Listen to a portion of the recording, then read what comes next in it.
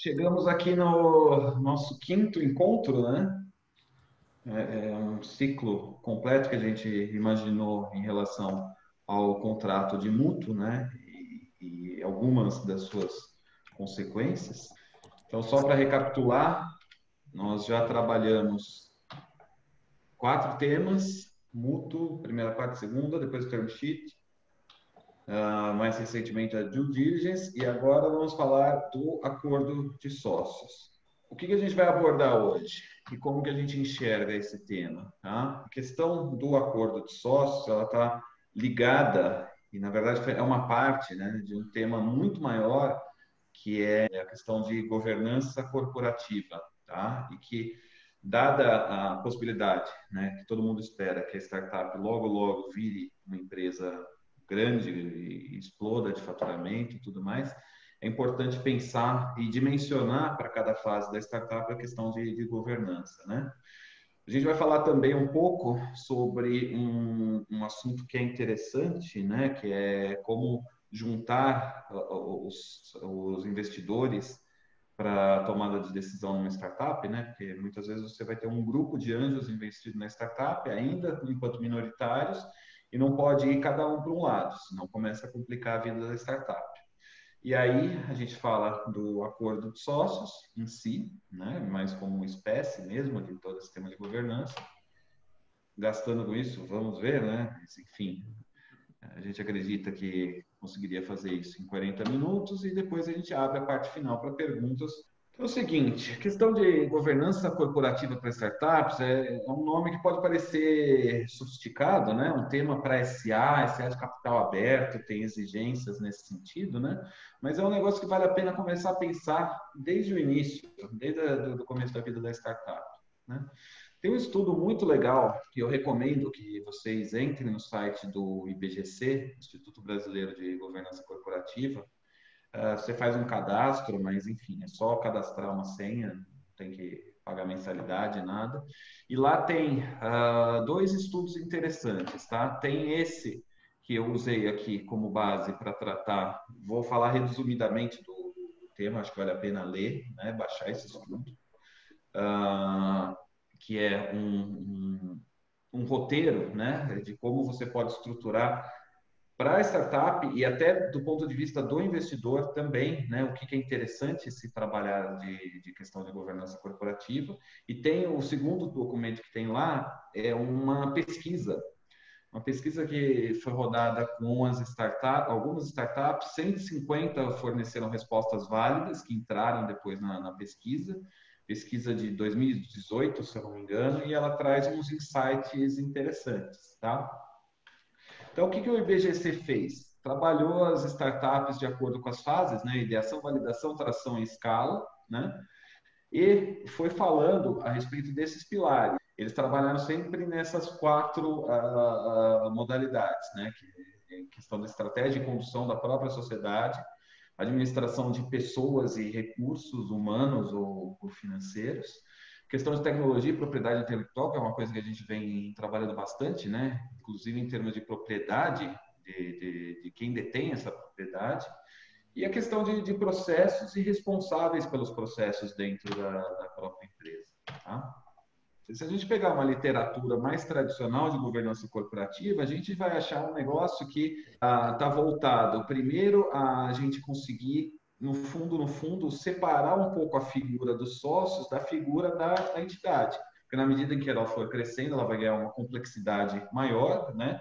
Então, é interessante você ir trabalhando essa questão de como tomar decisões e como gerenciar processos de forma independente das pessoas, tá? Isso, né, como vocês estão vendo aí, acaba até em algumas circunstâncias, desculpem, resvalando numa limitação do poder do controlador, né?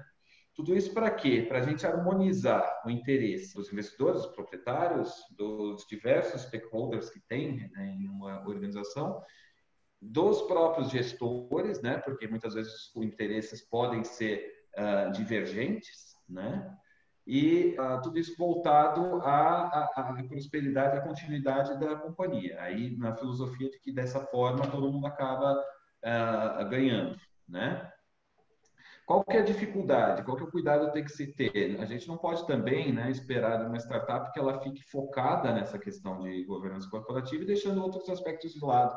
Como, por exemplo, se a gente engessar demais as operações, isso não é um negócio produtivo. Aliás, é um negócio até perigoso, tá? Então, tem que saber dosar, né? Como funciona isso? A gente trabalha basicamente com um enfoque desde o começo da startup, com uma atenção aos órgãos que vão reger essa startup, né? Órgãos de tomada de decisão. Já se pode estabelecer o que vai acontecer e cuidados para não haver uma diluição excessiva, né? Até porque a gente sabe que o investidor anjo ele pode entrar num momento inicial e sair logo depois, muitas vezes pode ficar, mas enfim, a tendência é querer realizar uma saída, né? Então, essa questão de como vão acontecer essas diluições algo que vale a pena ser pensado de antemão, né? Definição de regras de votação, isso é uma coisa interessante, porque na medida em que você define anteriormente, na hora de tomada de decisão, fica muito mais fluido o processo, né? E, de novo, enfim, nunca é demais ressaltar, não pode engessar a startup com isso, tá? A ideia não é essa, muito pelo contrário. Então, basicamente é o seguinte, olha, se eu tenho uma startup limitada com 2 sócios, 3 sócios, provavelmente, se tiver um cuidado com a transparência entre os sócios, um prestando contas para o outro, né? Um cuidado com o cumprimento de determinadas regras, compliance, isso bem no comecinho acaba sendo até suficiente para a startup, né? Existe a recomendação também de se fazer um acordo de fundadores. Esse acordo de fundadores eu vou detalhar um pouco mais para frente, mas pode ser uma ferramenta interessante, né? Mesmo que seja uma página, 2 páginas, mas, enfim, facilita o processo de tomada de decisões, né? Quando eu já estou com a startup um pouco mais evoluída, já numa fase em que eu recebo 10 anjos ou alguma coisa assim, ainda que minoritários, né? Tenho muitos sócios e investidores. Eu já começo a falar, então, da possibilidade de trabalhar um acordo dos sócios, né? E aí que entra na big picture o que a gente quer falar mais no detalhe hoje, né? E também pode-se pensar na criação de um conselho consultivo, que muitas vezes acaba sendo uma medida interessante, né? Sem engessar demais a sociedade. Se eu já falo de uma SA de capital fechado, eu tenho os órgãos todos de tomada de decisão da startup, né? Então, ter a assembleia para questões políticas, depois eu vou ter conselho de administração, eu vou ter a diretoria como um órgão executivo, né? Posso ter também conselho consultivo se eu quiser. E com mais força ainda, eu vou falar de necessidade de acordo de acionista.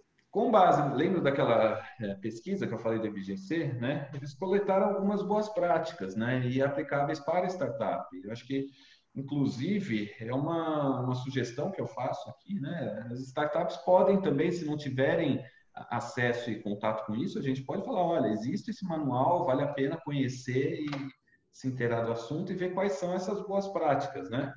Então, são aquelas recomendações, né, de criar um acordo dos fundadores, olhar com atenção e não pegar modelo pronto de contrato social, que está cheio de modelo pronto na internet, mas o contrato social não é uma formalidade, na verdade é a estrutura da própria startup, tá?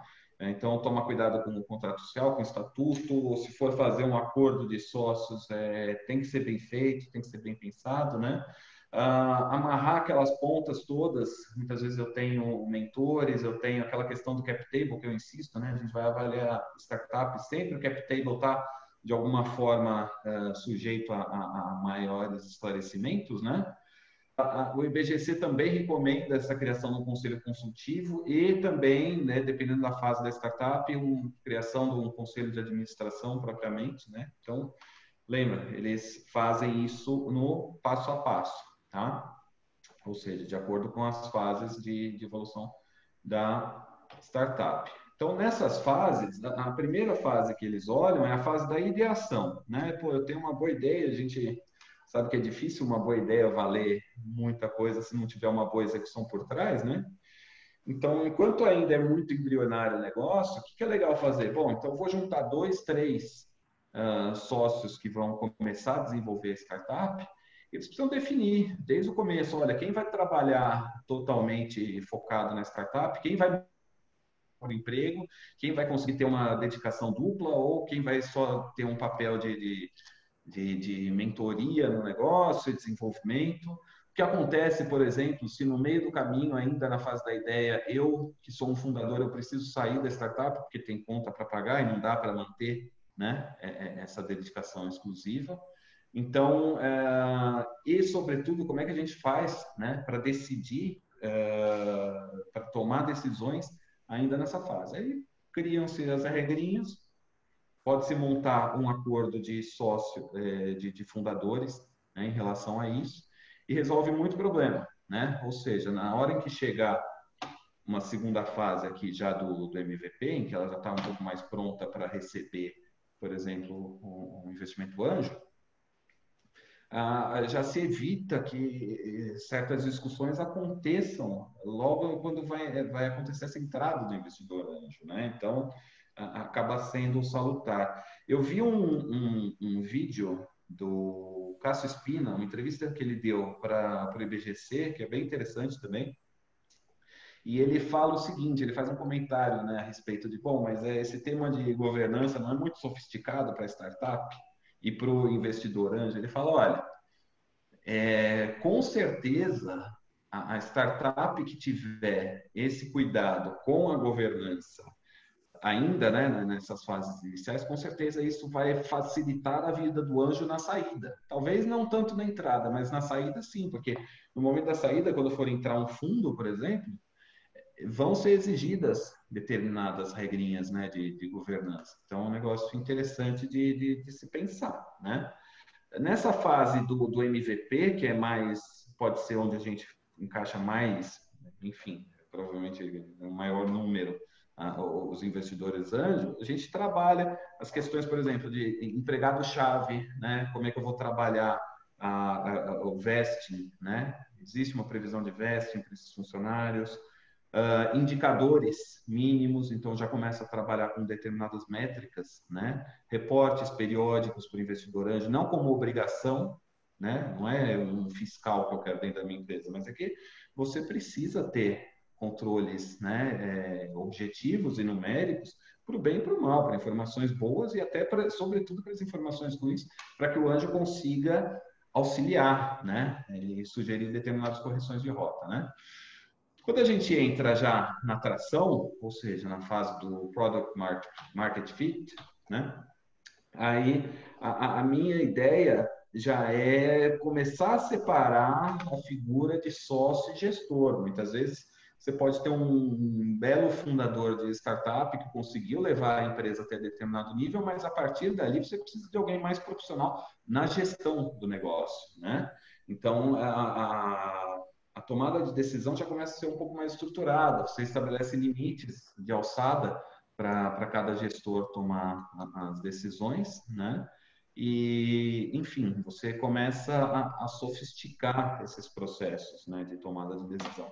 E aí, finalmente, quando está em escala, né, ou seja, você já está buscando um crescimento exponencial, expansão geográfica, né, você está praticamente no fim aí do ciclo do que a gente entende como startup, né? E já começa a virar uma empresa grande mesmo. A ideia é você consolidar essas práticas que você até então já foi gradativamente implementando na startup, elas ficam de uma forma mais efetiva, né? E arraigada dentro da empresa, muita atenção na questão de valores e por aí vai, tá? Não vou entrar nos detalhes de como fazer isso está naquele estudo que eu falei para vocês. A ideia aqui não é trabalhar o estudo do IBGC, né? A ideia aqui é a gente apresentar o tema para situar que o acordo de sócios ele é uma prática dentro do âmbito da governança corporativa, tá? Um outro aspecto, isso não está na literatura, mas é algo que vem um pouco da prática, é o seguinte, uma prática interessante de governança corporativa, e vamos lembrar que governança corporativa é prática, né? É um troço que você vai construindo a partir de erros e acertos, né? Então, uma coisa que pode ser interessante é o seguinte: a gente tem, então, um grupo de minoritários, que são os anjos, mas é um grupo numeroso, e eu não posso ter vários minoritários batendo cabeça e brigando e atrapalhando a vida, o desenvolvimento da startup, né? Então, para tentar equacionar isso, uma possibilidade é a gente fazer um acordo entre os investidores, complementar ao acordo de sócios, tá? Pode ser até um documento separado, não tem problema, em que a gente trabalha da seguinte forma. Primeiro que perante a startup, pode ser interessante você apresentar os mutuantes como um bloco só, tá? Então, isso já começa a facilitar a vida da startup, né? Questões práticas, né? Você coloca um representante desses mutuantes até para dialogar com a startup e fica um canal só de comunicação, claro, colocando suplente na medida da necessidade. E aí você prevê o seguinte, olha, entre os mutuantes, né, vamos dizer que os mutuantes têm lá 10%, entre eles, ceder de um para outro não teria problema, isso não interfere na vida da sociedade, até porque os mutuantes são um bloco, né? Então pode haver uma cessão entre eles, né?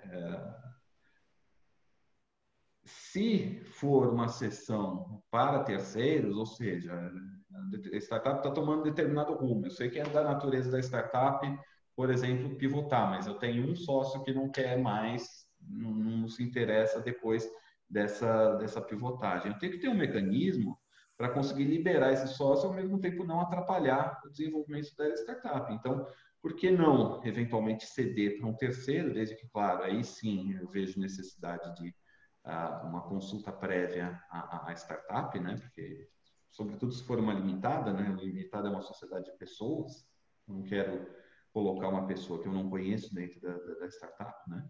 Mas, enfim, é uma sugestão para sair de um impasse e não criar um impasse. Eu já tenho uma regra clara desde o começo, né? Uma outra hipótese interessante que a gente estava debatendo, né? Foi o seguinte, né? Se eu tiver um grupo de anjos, aí tem uma oportunidade de se fazer um tag-along. Então, acontece um evento de liquidez e os minoritários vão aderir e vão querer vender nas mesmas condições. Eles podem criar entre eles, não tem impedimento legal para você criar uma regra em que você arrasta um minoritário dissidente, né? Então, você faz, entre aspas, aí um drag-along com esse mutuante dissidente, tá? Tudo isso para quê, gente? Para chegar a ter, em termos práticos, um bloco, né? Uma apresentação de investidores como uma coisa um pouco mais coesa na vida da startup, tá? E aí, o que se busca com isso é evitar conflito, né? Você define a regra de antemão e busca, né, um bom contrato é interessante, um contrato fica bom, é interessante quando ele tem portas de saída, né, e claras e boas, né, equitativas para todos os lados, tá? Com isso, apresentado essa sugestão de acordo de investidores, o que a gente tem até agora? E até para resumir o quadro, que todos os documentos que não são uma formalidade, mas sim, eles precisam dialogar entre si, né? A gente teria a possibilidade de um acordo de fundadores, que é um negócio interessante, né? Pode resolver algumas dores de cabeça. Quando a startup já passa, pelo menos para o momento do MVP, a gente já fala, então, de criação do próprio contrato social, uma formalização um pouco maior, CNPJ, tudo mais, né? Quando vem os anjos querendo investir, a gente pode ter o nosso term sheet, né? Elaboramos a due diligence, então verificamos se os anjos querem seguir ou não com o contrato de mútuo. Vem o nosso contrato de mútuo, que é o carro-chefe, né, dessas lives que a gente está fazendo. Fazemos, paralelamente, que é o tema propriamente de hoje, o acordo de mutuantes. Esse mútuo, desculpa, pode virar um investimento efetivo, pode haver uma conversão, então eu tenho uma alteração no contrato social com o ingresso dos sócios. E aí eu falo de ter um acordo de sócios e com todos esses documentos em mãos, né? O que se espera? Se espera que eles tenham uma coerência, que do começo ao fim, eu não tenho, claro, eles vão ficando mais sofisticados, mas eu não gostaria de ter documentos contraditórios, né? Então, tudo isso também, essa visão global, né, dos documentos, também faz parte de uma boa prática de governança corporativa, tá? Então, dito isso, vou pedir agora ao Marcelo para falar mais detidamente sobre o acordo de sócios e aí a gente, né, coloca em perspectiva todos esses documentos. Então, boa tarde, gente. Vamos falar um pouco do acordo de sócios, né, que é uma faceta dessa governança corporativa, né? De uma maneira bem sintética aí, o que é o acordo de sócios? Tem vários conceitos na doutrina e tal. A gente sempre se atreve a criar um mais simples, assim, que seria essencialmente o acordo de sócios é um pacto mediante o qual os sócios, todos ou parte deles, né, nem sempre todos os sócios participam, você pode ter vários acordos de sócios, inclusive, mediante o qual eles convencionam regras adicionais de atuação não previstas no contrato social ou no estatuto. Não previstas ou pelo menos que grande parte delas não estejam previstas, algumas se duplicam, tá? Então, essencialmente é isso. Só um esclarecimento aqui para não ter confusão de nomenclatura. Quando a gente fala acordo de sócios, nós estamos nos referindo tanto ao acordo de acionistas, que ocorre dentro de uma SA, porque a SA tem ações e, portanto, os seus sócios são acionistas. Também nós estamos nos referindo a um acordo de cotistas, que se refere a uma limitada, porque na limitada tem cotas e os seus sócios, então, são cotistas. Então, quando eu falo acordo de sócios, está englobando essas duas hipóteses, tanto no âmbito de uma SA, quanto no âmbito de uma limitada. Tá? Fazendo um paralelo assim com os atos constitutivos, leia-se contrato social ou estatuto, dependendo de qual formato de empresa, formato societário nós temos. Os atos constitutivos, eles têm eles contêm informações obrigatórias e têm natureza pública. Você não consegue constituir uma empresa sem os seus, formalmente ao menos, né, sem os atos constitutivos. Eles são obrigatórios. Já o acordo de sócio são informações facultativas, complementares e de natureza privada, tá? E como eu referi ali, algumas disposições, às vezes, estão nos dois documentos. Tá? Você acaba sendo redundante em algum momento. Pode estar, né? Às vezes não, mas via de regra você vai ter alguma replicação. Mas, essencialmente, você põe no acordo de sócios aquilo que não está nos atos constitutivos. Do contrário, não era necessário fazer o acordo de sócios. E qual a relevância no âmbito do investidor anjo? Né? O João falou a relevância mais no âmbito da própria startup. Mas, do ponto de vista do investidor anjo, qual objetivamente é a relevância desse acordo de sócios? Tem um primeiro aspecto, que é o aspecto que está conversando com aquilo que o João falou. Se eu invisto numa startup que tem governança corporativa, eu sei que eu estou investindo numa empresa que tem uma boa gestão, bom monitoramento, incentivo, transparência, etc. Todos aqueles benefícios que uma boa governança corporativa disponibilizam. Mas tem um segundo aspecto mais egoístico, vamos chamar assim, do lado do investidor anjo, que é a proteção dele, a proteção dos seus direitos. E essa proteção, ela se reflete em dois momentos. Aqui pegando o fluxo do investimento anjo, onde você tem, num primeiro momento, o mutuante, o investidor, que depois faz a conversão do seu investimento em participação societária e vira sócio. Enquanto mutuante investidor, o acordo de sócios, ele é relevante porque ele regula a relação entre aqueles com os quais o investidor anjo vai contratar. Então, é necessário que o mútuo conversível que nós vamos assinar converse, esteja compatível com aquele acordo de sócios se já existente na empresa, né? Então, isso você vai identificar na due diligence. E se não tem, depois a gente vai falar isso mais na frente, seria importante que tivesse para justamente manter essa compatibilidade e vai refletir no segundo momento de proteção dos direitos do investidor enquanto sócio, depois da conversão. Porque aí o acordo de sócios vai regular a relação com aqueles com os quais ele está contratando. Porque aí ele entrou para o jogo, ele não é mais um mero mutuante, ele é sócio. E ele é sócio numa condição, via de regra, minoritária.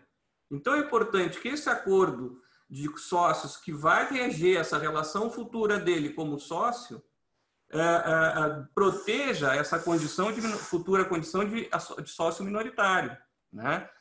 Em que medida a gente tem que analisar, entendeu? Mas enfim, esses são os aspectos, e eu acho que com isso dá para identificar muito bem a relevância que tem o acordo de sócios no investimento anjo, né? Isso vai ser identificado muito na due diligence, onde a gente vai analisar o acordo de sócios, se existente, né? E vai, enfim, ver se há essa compatibilidade. A previsão legal do acordo de sócios, quando se fala de acordo de acionistas, ou seja, no âmbito da sociedade anônima, ele tem uma previsão legal bem clara no artigo 118 da Lei das SA, né? Então, ele tem previsão legal. Tá? Já no âmbito da limitada, que seria um acordo de cotistas, né? Ele não tem previsão legal. Então, é importante que no contrato social que nós façamos, né, e isso também é um objeto de due diligence para analisar, haja uma previsão de aplicação subsidiária da Lei das SA para que você tenha, então, encaixado esse direito do acordo de sócios. Agora, se não colocar a aplicação subsidiária e fizer um acordo de sócios, vai funcionar? Cá entre nós, vai, tá? Porque o contrato, a limitada, ela tem uma natureza privada, uma natureza muito menos pública do que a SA, ainda que mesmo que comparado com a de capital fechado. Então, se você fizer um acordo entre sócios, ele vai reger, ele vai vigir entre os sócios que estão ali. O que vai ter, você vai ter problema eventualmente, se você quiser, depois como a gente vai falar na sequência, que isso tenha algum tipo de consequência perante terceiros. Tá? Aí essa questão da não previsão da aplicação subsidiária no contrato social pode prejudicar essa validade perante terceiros. Com relação ao registro, como é que se registra? Tá bom, faço o acordo, como é que registra e qual o alcance que eu vou ter a partir desse registro? O alcance perante os acionistas, né, no âmbito da SA, ele se dá pela simples assinatura. Tá? Você assinou o acordo, já vai valer, é um contrato, acordo de vontade, são pessoas, entes privados ali estão negociando. Agora, quando você quer que ele alcance terceiros e a própria sociedade anônima, você precisa que ele seja averbado no livro de registros e no certificado de ações, se forem emitidos. Né? Está previsto no artigo 18, caput, o artigo parágrafo 1º da Lei das SAs. Então, tem esse protocolo. E aqui, essa averbação, ela presume publicidade. Tá? É uma presunção de publicidade quando você averba no livro de registro da SA. Quando você fala de cotistas, né, de acordo de cotistas, esse alcance também, entre os cotistas, se dá pela simples assinatura, ou seja, vale entre os cotistas, é um contrato firmado entre as partes. Mas para valer perante terceiros, você tem que pedir essa averbação na junta comercial. Senão você não dá a publicidade do ato e você não pode exigir essa validade perante terceiros. Qual é a diferença de fazer ter esse alcance a terceiros? Vamos dar um exemplo bem simples, tá?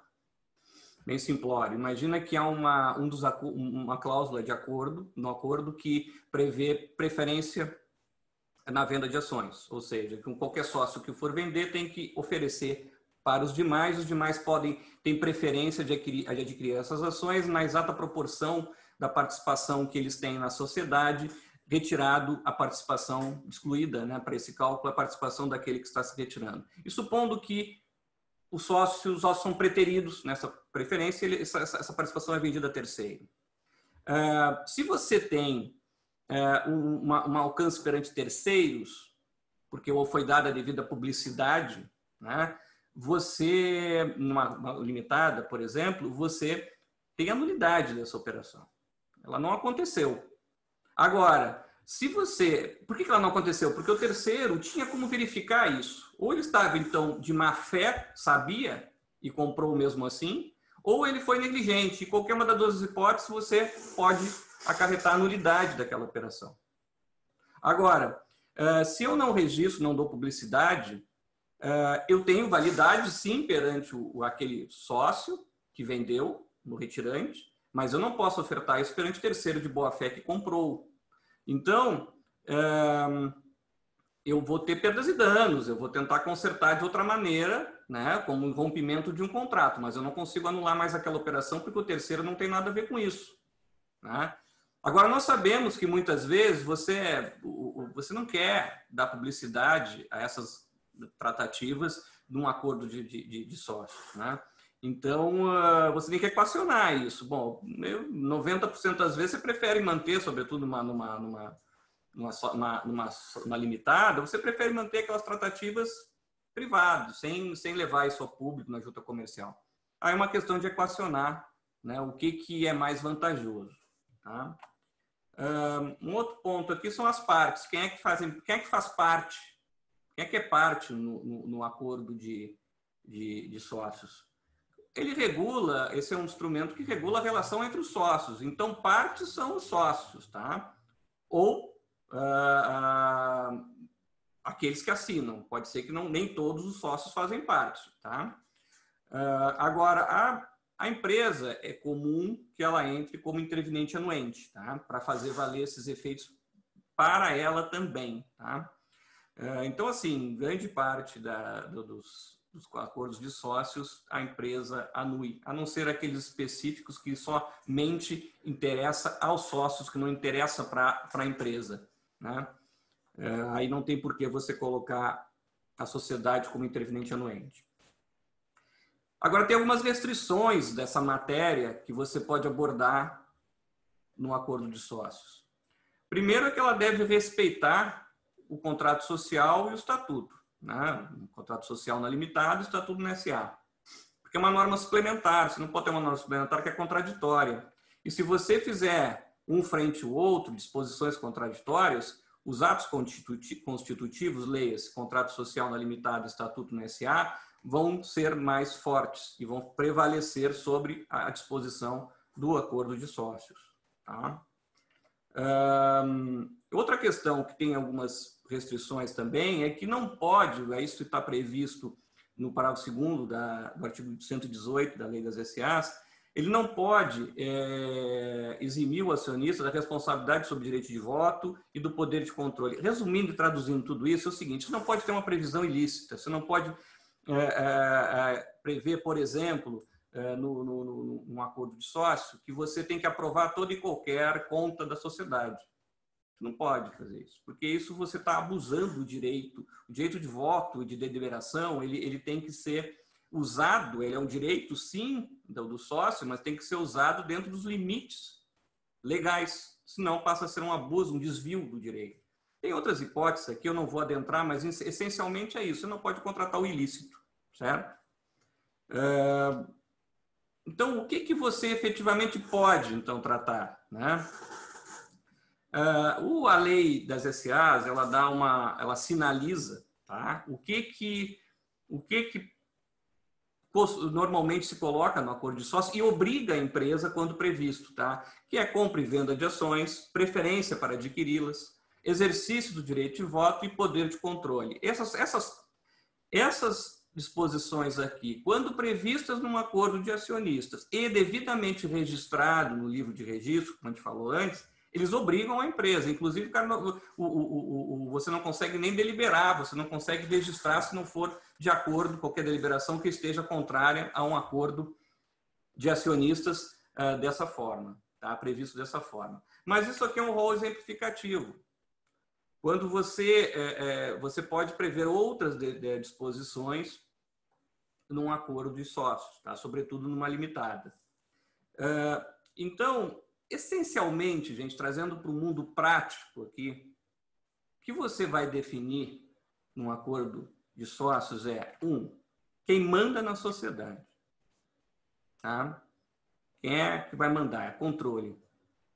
A outra caixinha que você vai colocar as disposições é como entra e sai da sociedade. Esse jogo de entra e sai, não pode a compra aqui. É isso. Isso aqui é a essência de um contrato, de um acordo de sócios.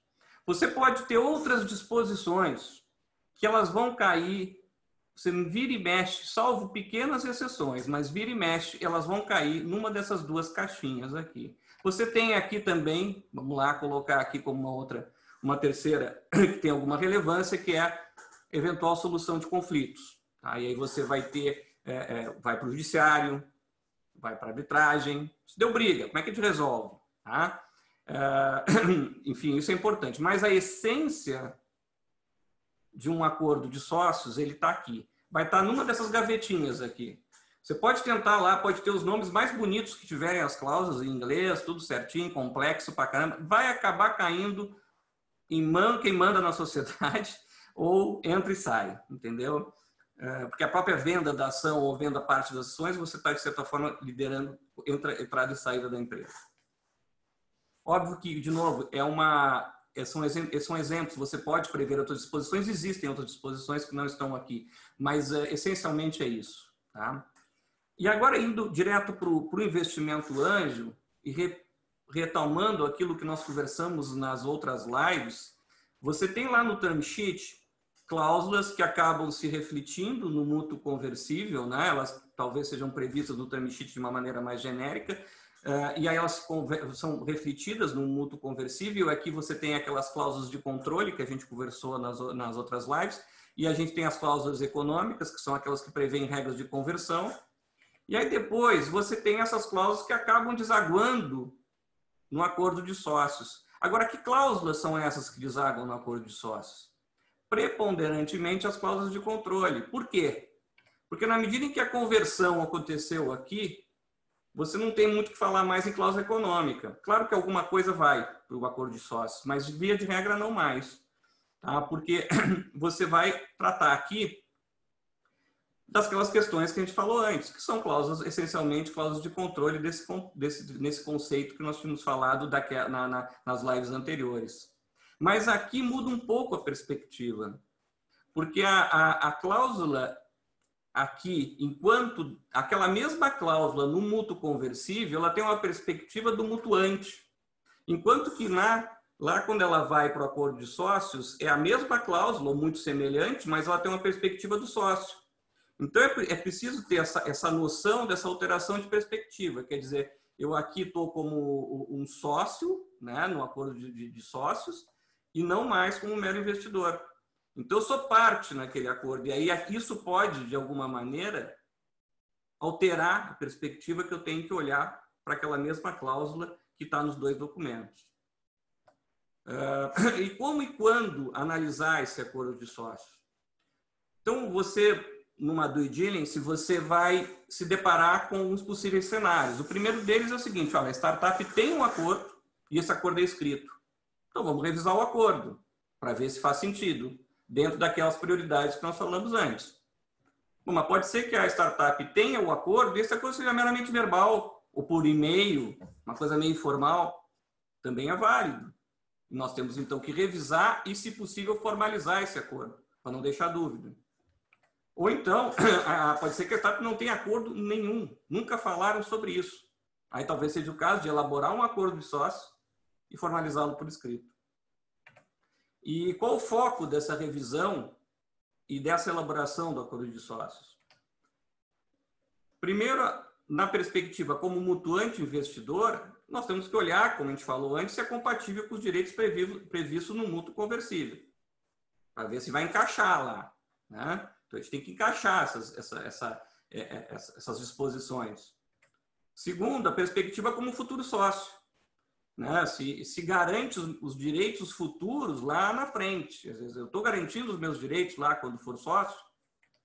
E agora, para ambos, né? E aí serve tanto quando do momento do mutuante, como mutuante investidor ou como futuro sócio, eu também vou verificar se esse acordo de sócio, na hora da revisão, se ele observou a devida governança corporativa, né? Então, esses são essencialmente as 3 perspectivas que a gente vai analisar numa due diligence, um acordo de sócio ou vai elaborar algum acordo de sócio. Quais são as cláusulas usualmente utilizadas? Primeiro aquelas, gente, que a gente já falou na segunda live, no dia 9 de julho, tá? Que está no Gust, no YouTube, já disponível essa live, que é o direito de veto, né? Que é o tag along, drag along. E esse aqui, até para dar um exemplo aqui, no direito de veto, que lá na cláusula, no mútuo conversível, ele é um direito de vetar, determinadas matérias têm que ser levadas para análise dos investidores. Quando você está trazendo isso para o universo do sócio, do acordo de sócios, você pode prever esse mesmo direito de veto de uma maneira diferente. Por isso é necessário ter essa perspectiva. Por exemplo, supondo que você não quer que tenha aumento de capital sem aprovação, sem deliberação, sem aprovação dos sócios. Você pode, por exemplo, aumentar o quórum de deliberação e dizer que você precisa de unanimidade para aprovar o aumento de capital. Ou então, caso, por exemplo, se os investidores minoritários têm 10%, você pode dizer que tem que ter 95%. Aí você exige que pelo menos 50% dos minoritários, investidores anjos, aprovem esse aumento de capital. Enfim, aí você equaciona como você quiser, mas tem mecanismos diferentes, entende? Porque você agora é sócio. Bom, aí tag along, drag along eu não vou explicar de novo, gente, para não ser redundante, né? Nós já conversamos na outra live. Aí tem algumas outras disposições aqui, que é o direito de preferência, né? Quer dizer, que é aquilo que a gente comentou, quer dizer, nenhum sócio pode vender sem oferecer para os outros, essencialmente é isso. Você vai ter o acordo de voto em bloco, que é muito utilizado, e aí é aquela espécie de acordo de sócios que você somente parte dos sócios vão participar, quer dizer, eles combinam de votar em determinado sentido, né? Isso é bem comum. Lock-up, que é essencialmente você manter os sócios fundadores ou quem você quiser dentro da empresa por algum tempo, né? Você tem a put call, que é essencialmente o direito de comprar ou o direito de vender em implementadas determinadas condições e por um certo preço específico. E aqui a cláusula de resolução de conflito, que foge um pouco de todas essas questões aqui, mas que, como eu falei, pode ser uma bela solução, né, diante do impasse entre sócios. Então, essencialmente, gente, isso é o que nós tínhamos para falar sobre acordo de sócios, tá?